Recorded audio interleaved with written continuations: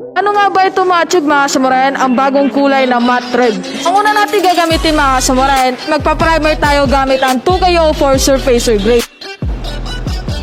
At magbibase din tayo ng PS124 Premium Silver na bago din natin itong kulay.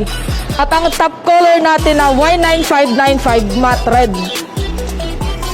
At ang ating top clear para maging matte finish ay ang 128A flat clear. So tara mga samurayan, tuturuan kayo kung paano na-achieve ito.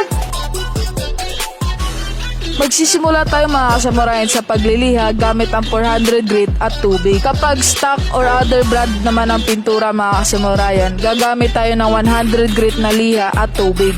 Bago gamitin ang 2-way series, i-activate muna ito. Ang tamang pag-activate, ang red nozzle ilalagay sa flat surface at ituwid ang kamay bago i-push. Kapag nag-up and down ang red nozzle, tamang iyong pag-activate. Bago i-shake, dapat ang red nozzle ay nasa taas pa rin at i-shake ng 2 minutes. Pagdating sa primer, gagamit tayo ng 2KO4 Surfacer Gray para mas tumibay at mas kumapit ang pintura. At layer by layer ang paglagay nito mga samurayan. At ang drying time naman nito mga samurayan ay 2 oras ang pagpapatuyo bago natin lihain ulit.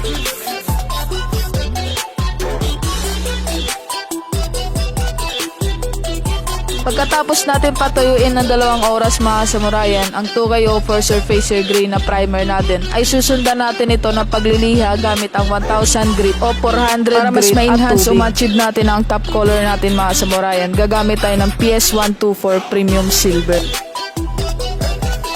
At sa top color natin na Y9595 matte red. At para maging flat clear ang ating top color mga samurayan, gagamit tayo ng 128A flat clear. At hihintayin natin ito matayo hanggang sa maging matte finish. At ito na mga samurayan ang final result ng ating bagong matte red.